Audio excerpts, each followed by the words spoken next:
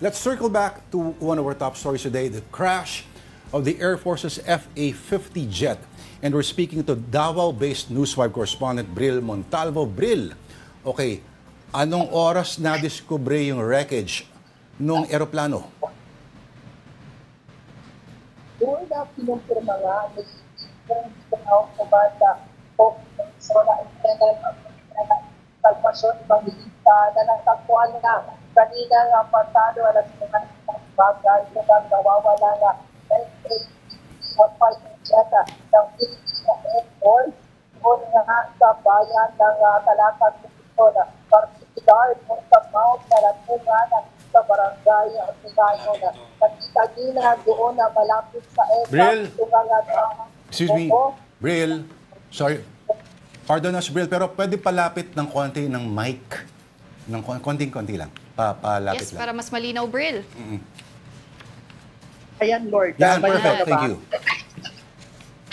Ayan, ulitin natin, Lord, no? Kanina nga ay kinumpirma ni Lieutenant Colonel Salvacion Evangelista, ang spokesperson nga ng Eastern Mindanao Command, na nakita na ang nawawalang FA-50 fighter jet ng Philippine Air Force doon sa bahagi ng Mount Kalatungan, Barangay Mirayon sa bayan ng Talakag, Bukidnon, kaninang alas 9 ng umaga. At malapit sa nasabing aircraft ay nakita din ang dalawang bangkay ng dalawang piloto na doon sa nangyaring trahedya. At natagpuan itong aircraft at maging ang dalawang bangkay ng piloto ng mga kasundaluhan ng 4th Infantry Division ng Philippine Army kasama ang mga sibilyan sa kanilang isinagawang search and rescue operation.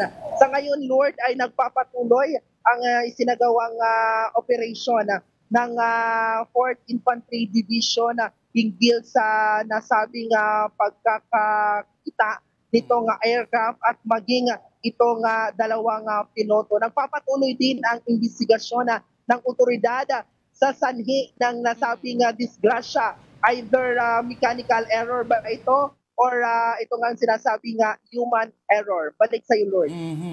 O, Doko, Bril, marami pa kaming tanong sana pero I think makakapusin tayo sa oras. Maraming salamat ang ating News 5 correspondent sa Davao, si Bril Montalvo. Thank you, Bril.